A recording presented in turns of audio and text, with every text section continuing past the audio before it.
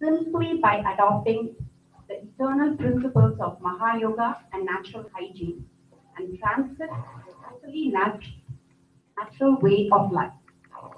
He's given many interviews in radio, television, and newspapers, which have generated a huge fan following for him. Dr. Arun Sharma is fast approaching a record himself, as, as his ancestors have, his father and grandfather, with 4 decades of his life dedicated to teaching and promoting awareness to natural health among the mass.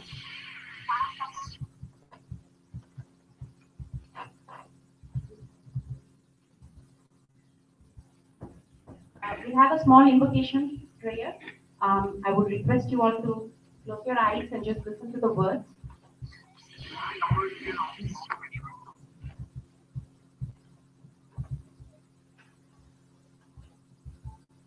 It is the omnipotent divine present everywhere fully. Don't you believe it because you have heard it? By self-inquiry, study, and contemplation, realize the truth yourself. He is the powerful working order in the physical body. He is the consciousness in everything. He comes as pain or pleasure as the result of one's own actions, whether one is a scholar or a symmetry. The power in the minutest particle is his action, and you are a highly evolved combination of these. You are in him, and he is in you. You are in him, and he is in you. So who is he, and who are you? Where is the separation? If you forget him, you are small. If you realize him, you are great. When you realize that you and he are one, that is perfection of consciousness, and that is liberation. Be blessed by the divine. This was a translation of a Tamil poem that was written by Vedatri Maharishi. I now hand it over to our Dr. Sharma.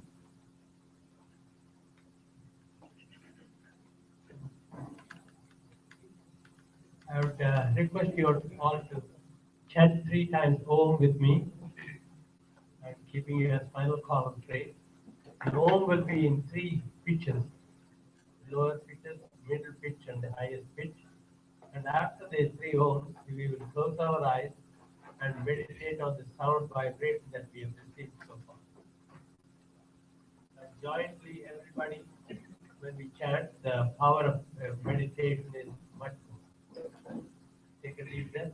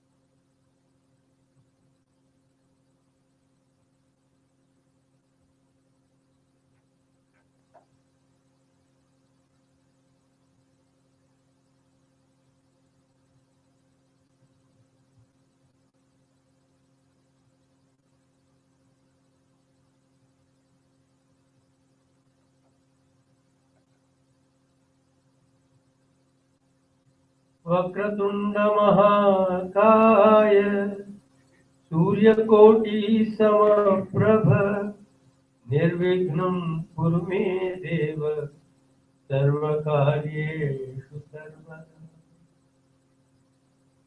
Thank you. Each one of us is a spirit soul. Until we realize what we are in this state of suffering.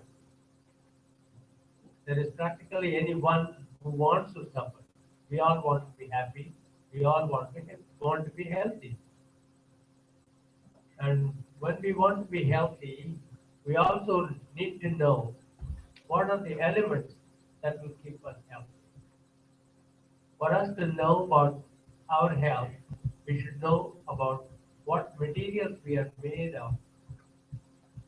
If you want to make a sweet dish, you need those materials to make them. If there is a shirt which is torn, you have to stitch it up with a thread and needle. If it is a wooden chair that's broken, you need a wooden limb to replace it with a hammer and nail, and you can replace it. You cannot use a hammer and nail in the shirt that's torn, and you cannot use a needle and thread to invent the chair. You have to use the same materials out of which it is made, so that it can be repaired. All of us living beings are made up of 5 elements, basic elements. यथोत्पत्ति शरीराणां वेदान्तेषु प्रतिष्ठितः जीवनो अपि चिकित्सायाम् अनुष्ठानक्रमास्तथा. How the body has been made has been explained in the Vedanta. Observing the same order of creation, we can maintain our health and treat the sick. For healing the sick and for maintaining the health, the same order of creation is observed. What is the order of creation? Parasmad bhavatyom gopno vayu sato analah. And can you start this next? Health comes through healthy living. How does health come to us? Healthy living, healthy lifestyle, exercise, eating positive food, and thinking positive, having adequate rest. All those things are healthy lifestyle. Next one. What do we do when we get sick? Most of us resort to taking some medicine. There are ever so many medical systems out in the world. The popular allopathic medical system is there, and other than that, Ayurveda, homeopathy, acupuncture, acupressure, and magnet therapy, name it, and there are so many, ever so many methods out in the world. But we have to choose the right means to get the end. Means justify the end. If you follow the right means, you'll get to the right goal. If you don't follow the right means, you will end up in places where you are not supposed to go. Do medicines cure? Ask the medical people. They will tell you. I don't have to tell you. What is the medical system based on? Treating the symptoms of a disease. Through what?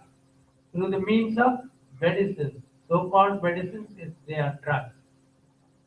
If you check the internet, supposing a person is being treated for asthma, if you check the internet as to what the cause of asthma is, most of these sites will say the cause of this disease is unknown. And is there any cure? There is no cure. There is no cure for this disease. All the websites say the same thing. And what are we treating this for? Why are we taking this medicine? They call it disease management. They deal with disease management and we deal with health management. What's the difference between health and disease? Is there one switch with which we can put off all this light? Is there one switch? Or is there many switches? One switch? Supposing we want darkness here, we have to put off the light. Supposing we want brightness here, we have to put on the light again. In both cases, what are we dealing with? The light. Light is real, darkness is absence of light. In the same way, health is real, Disease is absence of health or diminution of health. That's all there is. We do not have to deal with diseases. How do you diagnose a disease? No, we don't diagnose a disease because disease is not an entity. Whatever is not an entity, why should we deal with it at all? So medicines, they themselves say, the medical people and all the websites say, there is no cure for this disease and this medicine is given to manage this disease. If a person has cholesterol and if he takes medicines for cholesterol, he has to take it for the rest of his life. That's disease management. Then comes the consequence. Whatever you do, you have to either reap the rewards of your action, or you have to face the consequences of your action. If it is a right action, you reap the rewards of the action. If it is a wrong action, you face the consequences of that action. There is no escape. Law of cause and effect applies to one and all. There is no difference at all. So when we see the system which is based on health alone, we say nature cure is a natural hygiene is a name we prefer to call, but the popular name being nature cure or naturopathy. I prefer to call it natural hygiene. Natural hygiene is a divine science given to us by God Himself. And this comes to us naturally. Nobody needs to teach us. All the wild animals in the jungle maintain high level health until their last day. They do not go to check up their body, blood pressure or blood sugar, nothing at all. They live naturally and they live healthy all the time. They do not need any medical help. We used to live in the same way at one time. The civilization has given us the curse of diseases. More civilized we are, more sick we are. We are going far away from nature, Mother Nature. I'm not suggesting here that we should throw away our clothes and walk naked. I'm only saying when it is possible. Allow air to touch your body. Allow sunlight to touch your body. In the privacy of your room, you keep sunlight can come through the windows. You should expose your body to sunlight. All these things are given in the Vedic scriptures. My grandfather, Acharya Lakshmana Sharma, he did a research for more than 30 years in Indian scriptures called the Vedas, Upanishads, Puranas, and so many other scriptures where he found out a lot of information regarding maintaining of health and healing the sick. He consolidated all the information and wrote a book in Sanskrit with couplets filling up all the information. There he says, Parasmada bhavat vyom, vyom no vayus tato anala. Next. In the cosmos, all this order of creation we can see. Parasmada bhavat vyom, vyom no vayus tato anala. Tatam bhamsi tata prithvi, tata aushadhayo bhavam. औषधीभ्यो अन्नमुत्पन्नम् अन्नात् भूतानि चाभवन् अतः सर्वशरीराणि भवन्त्यादियुगागमे. So the order of creation has been explained here. First, before creating anything, he created space. That's represented by ether. And then he created air. From ether came air. And from the air came sunlight. From sunlight came water. From water came the earth. That's the order of creation. And from earth came plants. From plants came food, from food came beings. Before you create being, you provide the food first, and then you create being. All our food should come from plants. That gives us health. Next one. Ether is the subtlest, foremost, but strongest food. What is ether? Ether is space. How can space be food? Without space, we cannot live. Whatever we cannot live without is our food. Is essential for our livelihood, for our living, for our this room. You are all sitting comfortable because you are less than 100 people. If we were to have 1,000 people here, we cannot even stand there. We will be pushing each other, and nobody can exist comfortably here. So less people means more comfort, right? In the same way, we have to have space in our body. In our body, so many materials are circulating. Nothing is stable. It looks like our body is stable. But inside our body, there is materials which are going from the head to foot, heart to lips, and all that is going on circulating, constantly moving. If it doesn't move in any one spot, stagnation of fluids, solids or liquid or gases, there is pain. We experience pain in that spot.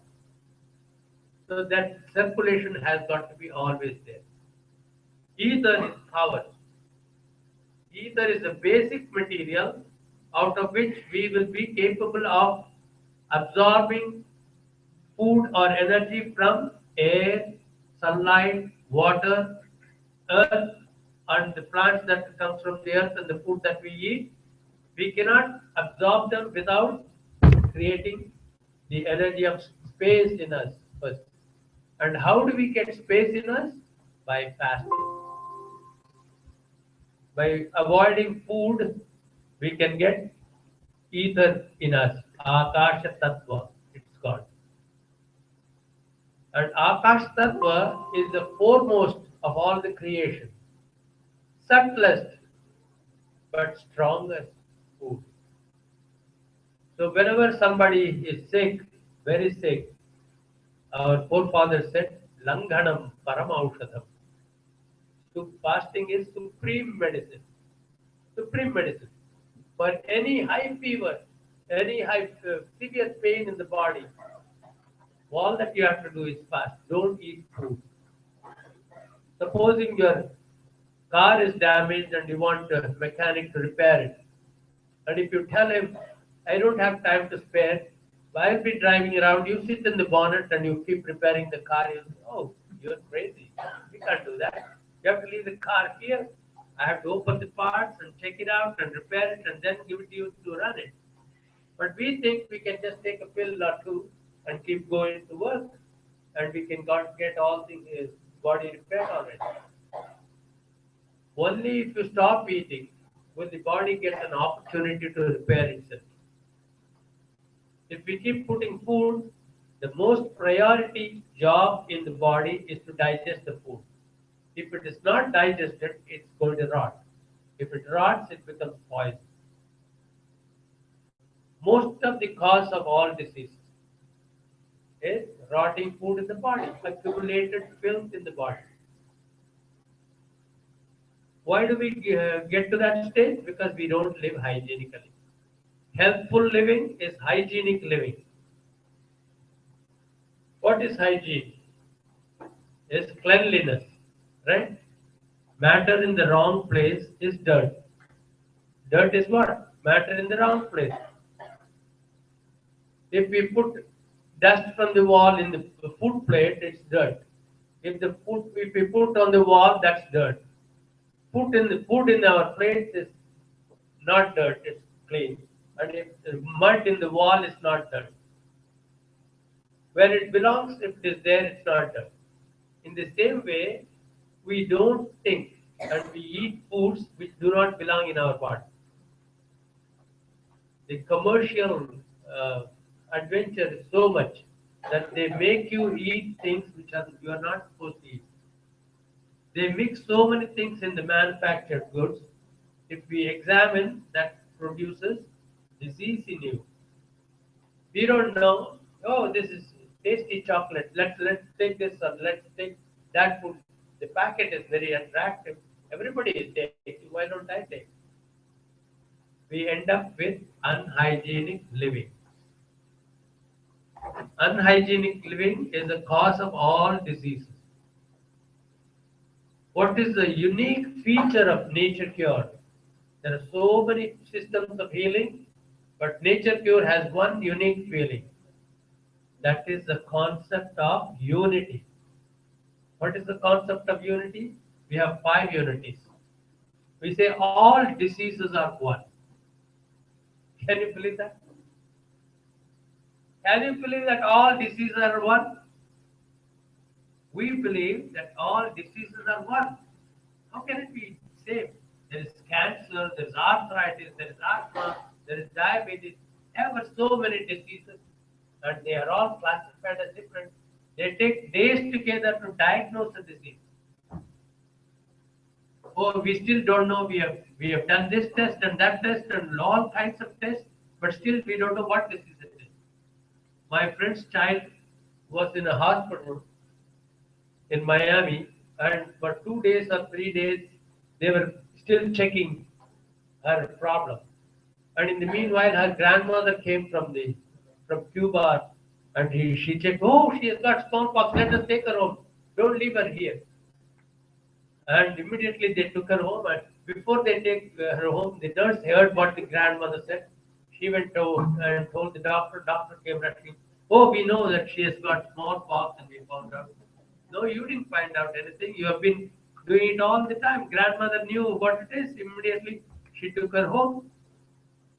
And many tests they keep doing, and they don't even know what disease it is. Diagnostic measures have become very complicated. In nature cure, the special feature of nature cure is unity of disease. All diseases are one. Cause of all diseases are also one. Can you believe that? Causes of all diseases is one. What is the cause of all diseases? Unhygienic living. Cause of health? Hygienic living. Living in a clean environment, eating clean food, that's healthy lifestyle.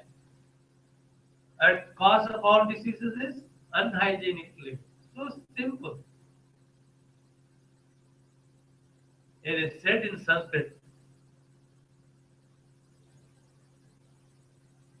प्राणस्य निर्मले देहे चेठितं स्वास्थ्य नामकं प्राणस्य समले देहे चेठितं रोग नामकं. Life's activity in a clean body is called health. Life's activity in an unclean body is called disease. So simple. The entire medical science, entire health science is simplified into one couplet. Life's activity in a clean body is called health. Life's activity in an unclean body is called disease. That's all. You don't need to diagnose any disease. Clean the body. How do we clean the body? Make sure that you don't put in anything during the cleaning process. When we want to invite guests, our house is dirty, so we don't invite guests now.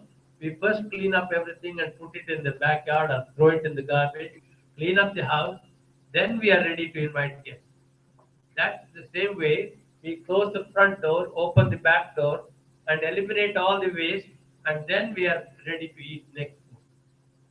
In Tamil, there is a sage called Thiruvalluvar, and he wrote a book called Tirukkural, and that's considered equivalent to Bhagavad Gita.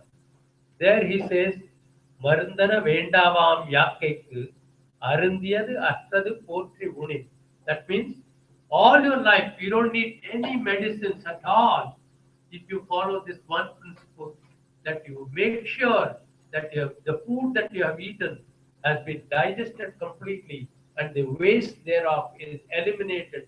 And then if you eat the next meal, All your life you don't need any medicine at all. That's simple. Next we come to the unity of treatment. Since the disease is one, cause of the disease is also one. What is the treatment? Treatment of all the disease is also one.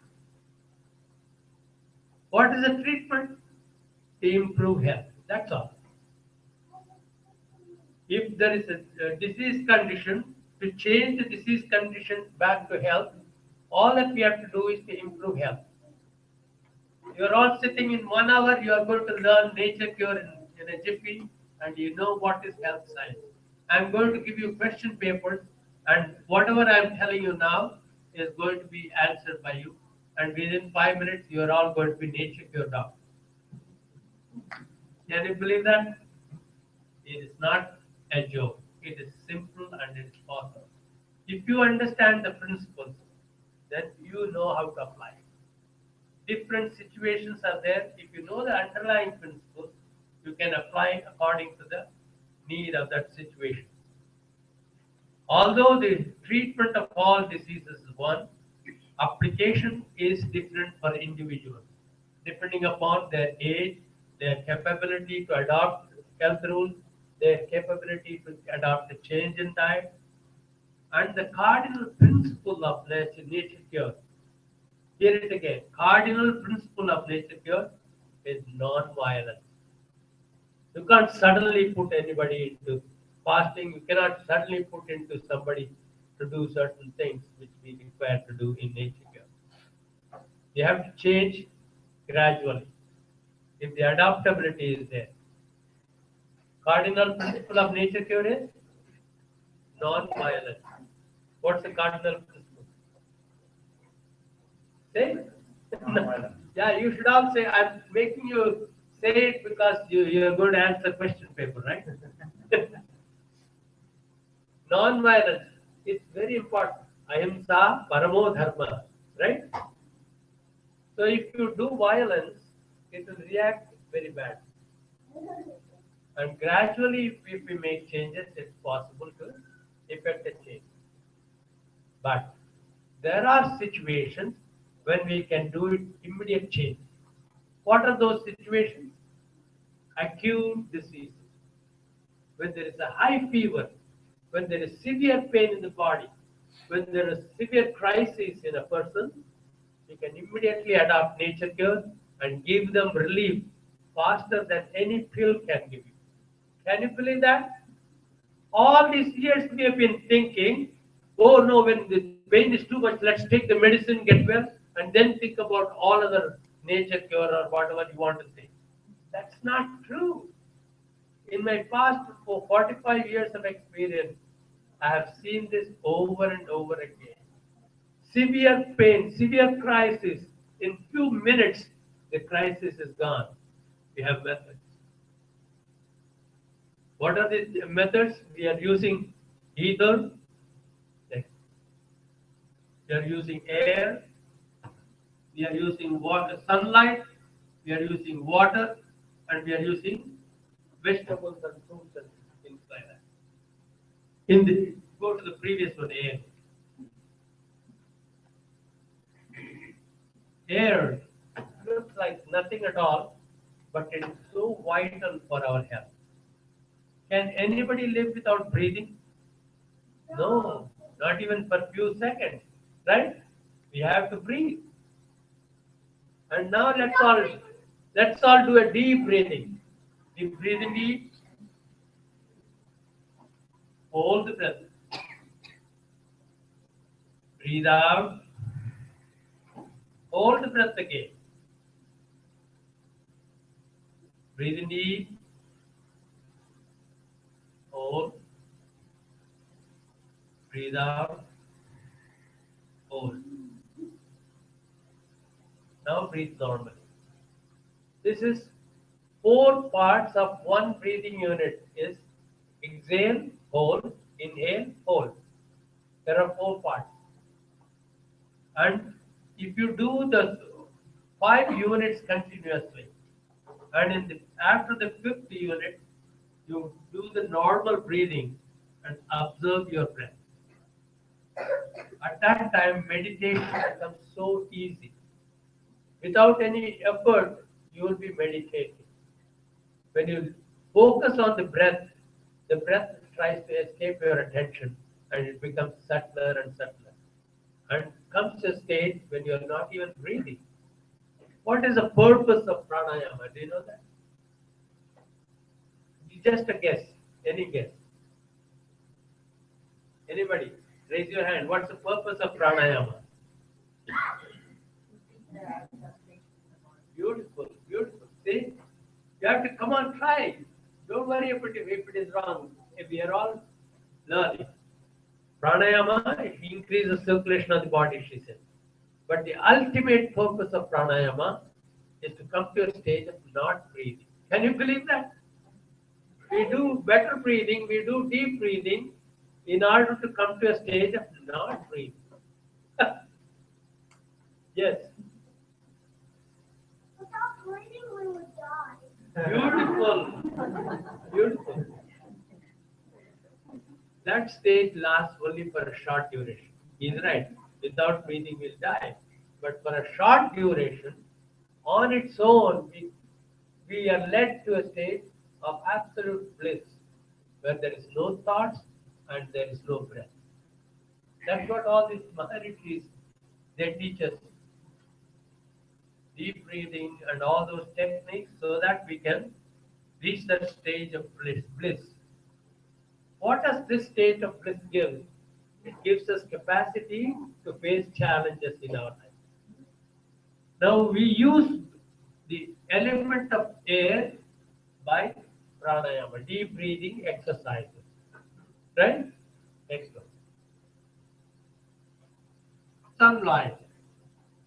It's very good to look at the sunrise in the morning. If you go out and look at the sunrise when it is rising, it's red in color. Have you seen sunrise?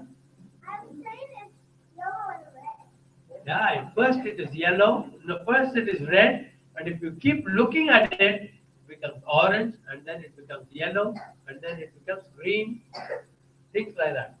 But if you can keep on watching until it becomes green, it gives a lot of power to the eye retina.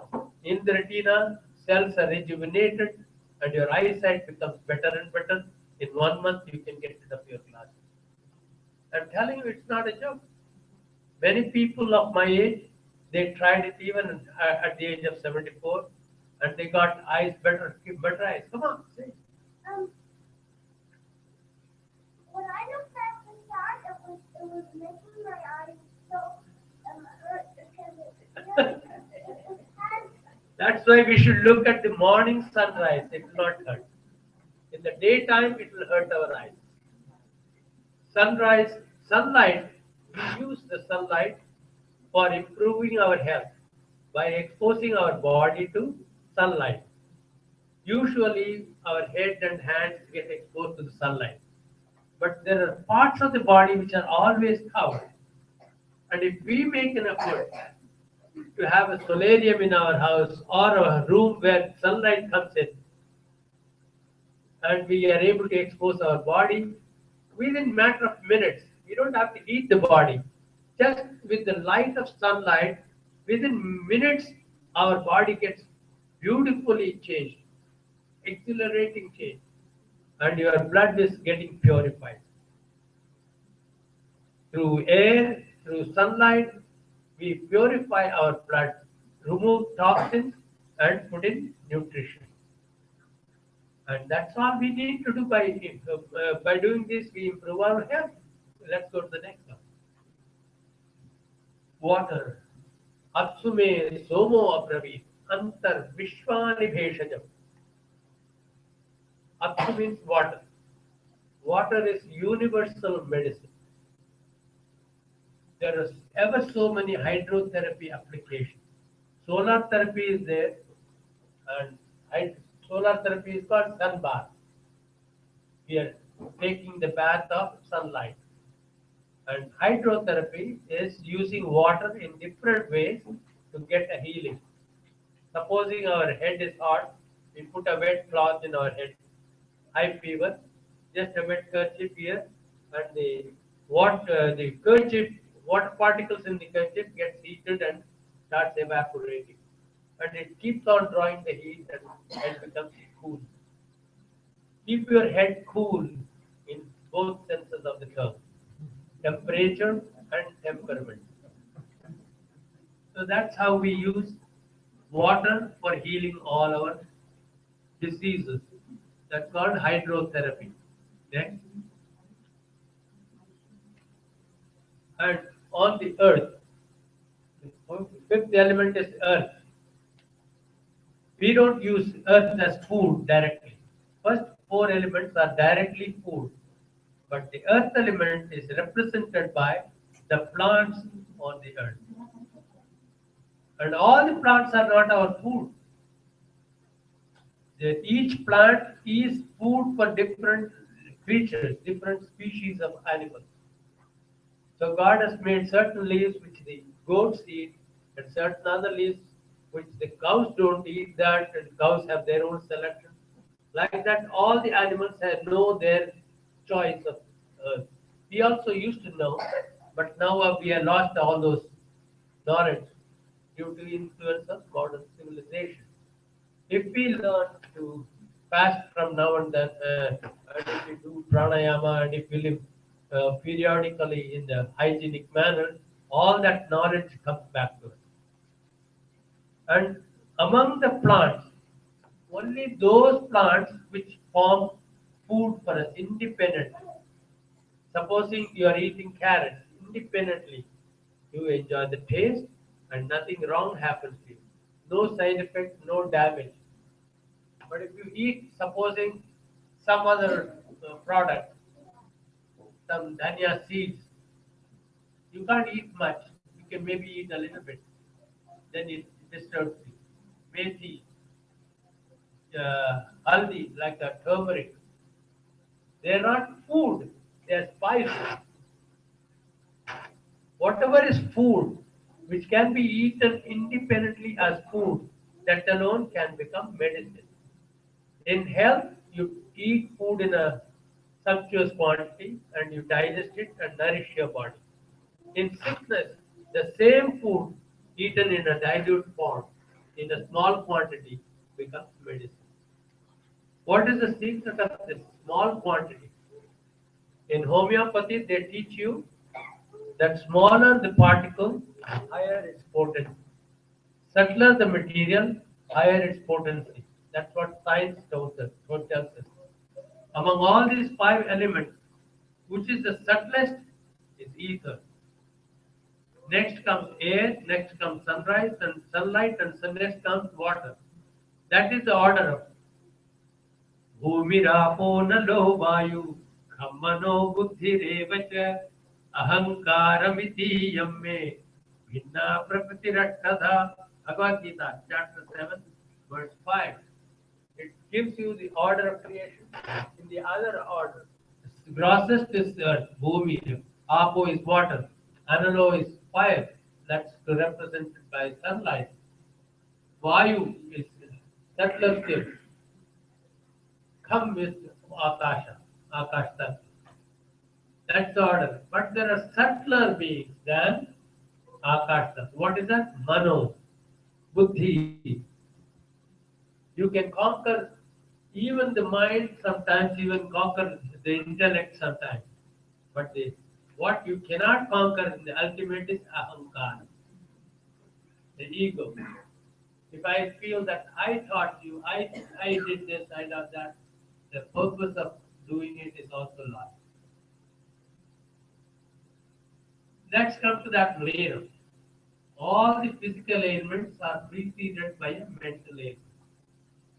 Without curing the mental ailment, we cannot even treat the physical ailment. So we are a triple unity of body, mind, and spirit that we saw in the beginning. There are triple unity of body, mind, and spirit. If there are three students going into a hostel and one student wants a loud rock music and another wants soft music and they fight with each other, there will be stress in the room. The third fellow doesn't want to do this or that, he wants to do his homework. And when they go to him, he says, I want to keep this room. You people are always fighting. Why don't you settle with his music for one day and his music for another day? That's what we should do with ourselves. Our mind wants to eat pakoras and jalebis and pizzas and all other things all the time. But our body says, give me carrots, give me cucumbers, give me cabbage, give me spinach. We don't we don't hear that. Then it keeps saying. But one day comes when body strikes. No, if you don't give me, I can't work. If you have diabetes, give me materials out of which I can produce insulin. You're not eating cucumbers, you are not eating winter melon, and you are expecting me to make insulin?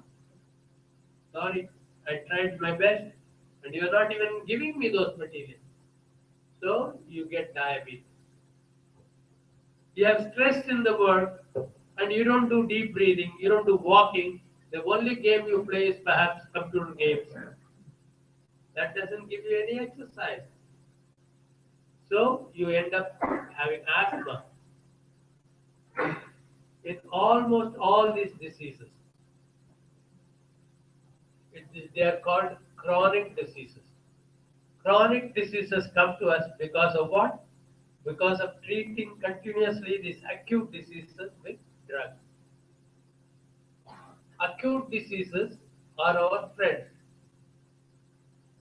How can acute disease be our friend? Can you believe that? Acute disease means what? Severe, high fever, severe pain, diarrhea, all those things which are scary. We say they are your friends. When a child has high temperature, the parents are so worried. Let's take him to the doctor, give him some medicine or something like that. In our house, we wait and we are concerned until the high temperature goes up. If the temperature goes up, oh my God, thank God. Now the temperature is up. You don't have to worry. We put a wet cloth on the head, keep water next to him. Okay, but beta, whenever you want, take this water. We are going for a walk. So we go for a walk. We have no concern at all. No, not at all worried. What kind of parents are they? People are thinking, and we think, what kind of parents are they? When the high fever, they are rushing to the hospital and giving them medicine. Oh my God, that medicine is horrible. That's what we think because we are brought up this way. And when we came to an age and when we studied the science, we came to understand more and more that that is true. Even the medical people tell us the same thing. Medicines do not cure. Medicines are to manage diseases. You have to keep taking them lifelong.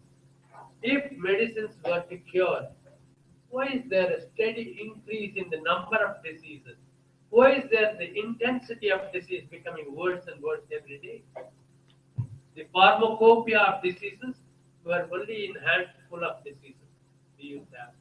Now, if you see the list of diseases, there's a big volume, and you have to. Now it has become too big volume. And if you want to check a disease, you have to go through the dictionary of diseases. It may be fibromyalgia. All kinds of names are there. Scary disease.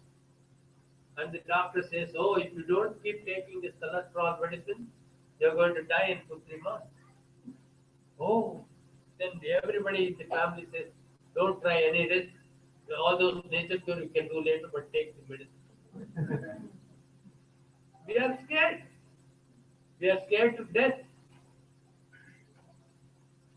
Vishwasa Shastra Siddhante Bharanyasa Paratmani Ayarahityamitteta Trayam Manasa Bheshate.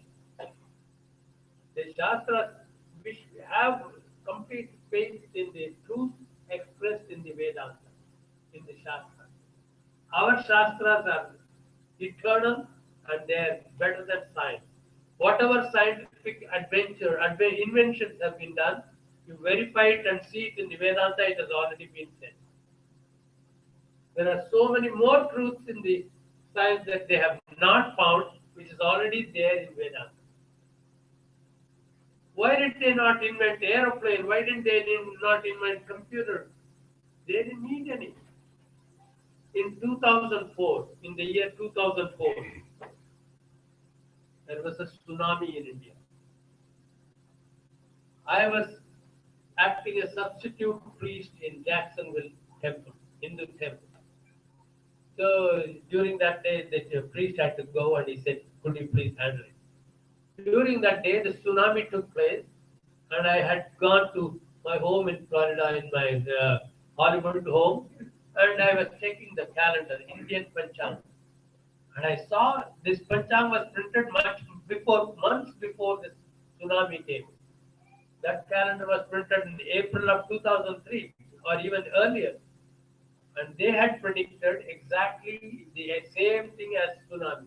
They said 650 yojanas east of India, there will be a crack in the bottom of the ocean. The earth will crack and a lot of water will go in.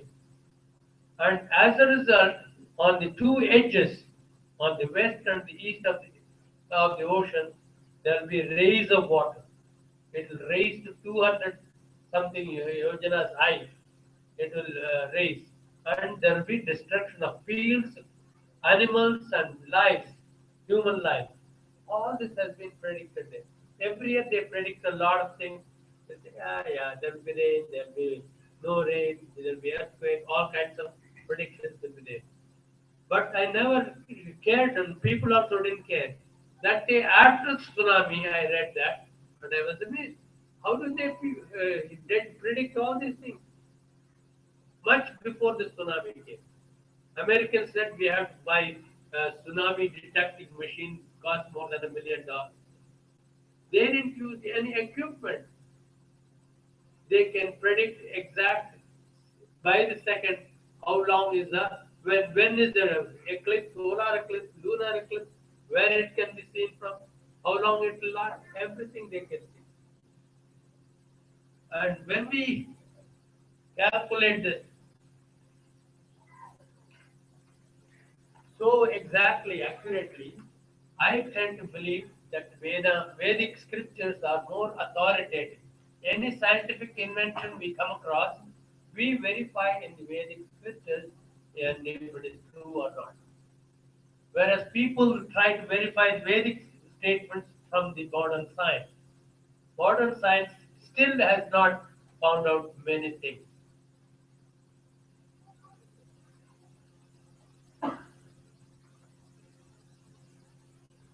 How do we treat any sick patients in nature cure? So far, whatever I said, what do you think we should do? If there is a patient, what do we do to treat him? Huh? Yeah, use the 5 elements of nature. By adopting the hygienic living includes using of all the 5 elements of nature in the way we said. How do we use ether? How do we use ether? Fasting. How do we use sunlight? Sunbathing. That is the way we treat patients. Different situations are there, but everybody can take sunbath. There will be no side effects which are bad. Anybody can take sunbath because we don't ask you to heat your body. We only ask you to expose your body to the light of the sun. Stay there as long as it doesn't get heated. There is a principle of non-violence. So don't make it violent. Make it simple and comfortable and safe.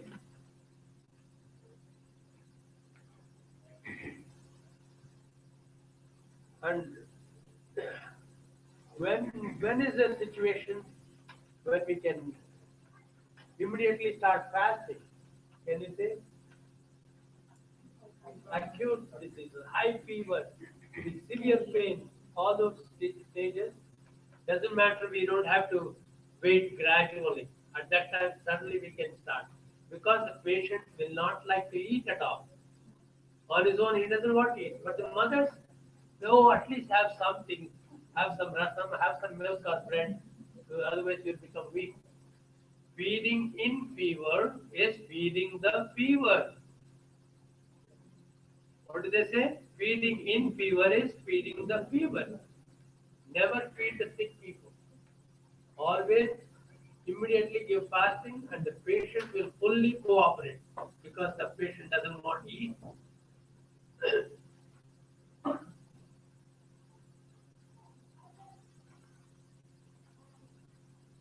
And then there are events when there are such situations, some situations when even a natural hygiene doctor will not have any hope of treating a patient successfully out. That will be in a stage where the vitality has gone so low that there cannot be any recovery. How does the vitality go low? All of us are given some amount of vitality at the time of our birth, depending upon our karma. That's what the Shastra says. Depending upon our karma, you get more vitality or less vitality. And we cannot increase the vitality even by exercise or the best food that you eat. This vitality will be kept on spending. But you can drain it more by taking medicines or wrong treatment. Cancer, for instance. Most of us dread the name of cancer. If there is a tumor, when they will examine, they say there is a tumor, it may be cancer. Oh, the name, if the name is said, we are then dreading, oh, we may die. Fear kills more than the fever. Don't entertain fear. And the safest thing that can help you to remove fear is the truth that nature always heals. Your life is all the time trying to heal you.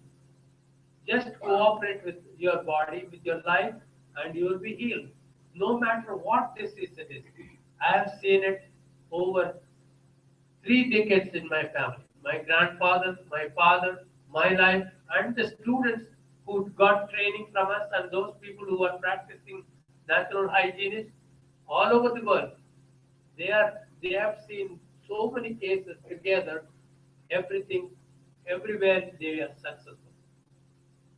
Because the safe method is non-violence. And everywhere it works. Only when the vitality goes so low that they have done surgery in the heart, they have done 2, 3 stunts already, they removed one kidney already, they have removed the appendix, they have removed the thyroid, or they have removed what do you call it, different glands from their body. They say, okay, what to do? You have to live without it. But when there is nothing in the body to work with, and when the vitality is so low, even a natural hygienist cannot help.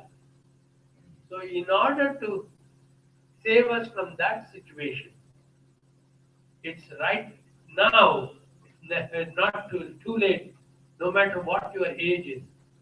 If you stop taking medicine, if you start living hygienically, you can come back to normal health and positive health from now on.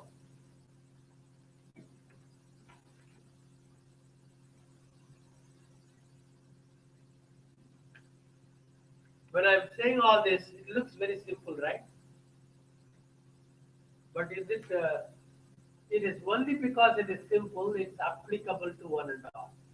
Why is it nature cure is applicable to one and all? Certain medicines, they will say, do you have allergy for this, allergy for that? They will have to ask you all that, right? In medical science. Here we don't have to ask anything at all.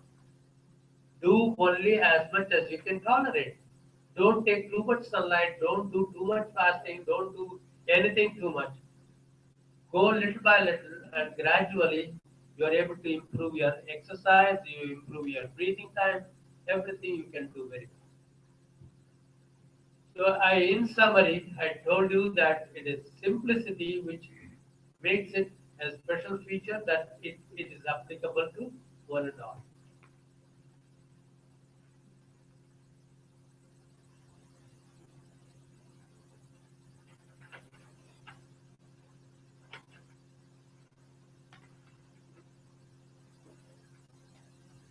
Now I think we can give you the question papers, and you can all write your names. Can somebody help? Before the question paper, you have a chance to ask me questions, and I will try to answer. I have a 10 minutes. Don't give paper. I have a question. Yeah, yeah. Like you told, for high fever, you go to fasting. But how about like the common cold where you are not having any fever, but like when a child, he or she has a runny nose, or Right. I mean not very critical situation. So what to do in that case? In any situation, fasting helps. And if a person is not able to fast, like make the diet less and less good, heavy. Lighter the food, better it is. Keep the feet warm, keep the head cold. Head cold, Cool, not cold. cool. पैर गरम, पेट नरम, sir ठंडा हो तो हकीम को मारो डंडा. The idea is Thanda means ठंडा means don't allow it to heat itself. don't cover it. Yeah, don't put a head cover and Only make it generally heat. put Yeah. if it is cold. Keep the feet warm. That's necessary. Then within 5-10 minutes, it will run more mucus out and it will heal.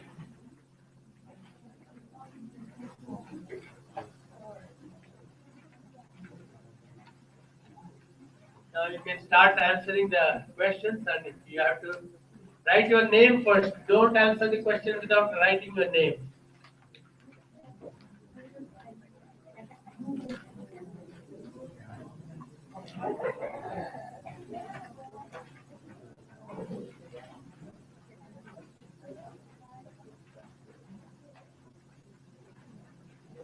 What happens when you pass this examination?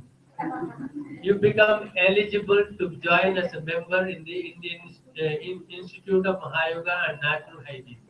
Membership exam. This is called a membership exam.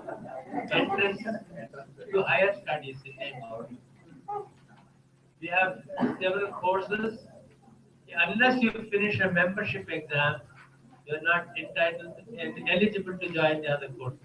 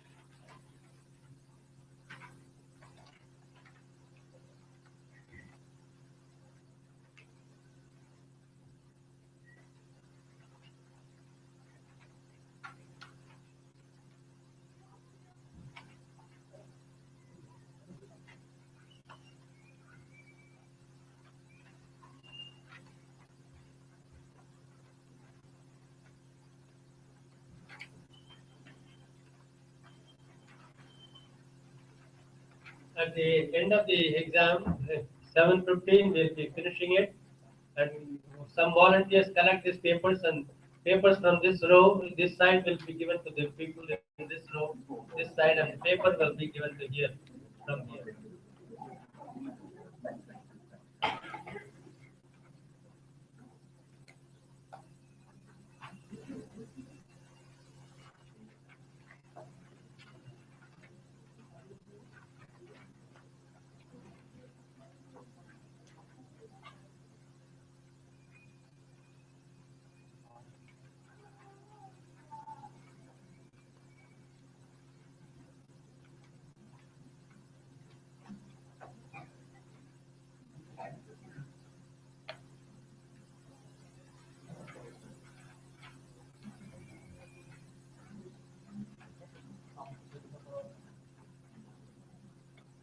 Everybody else need a pen?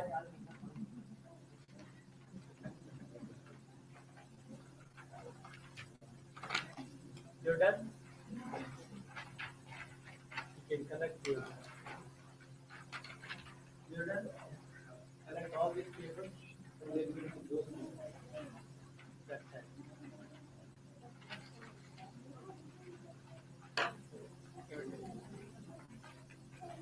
Have you all written your name? Make sure you wrote your name.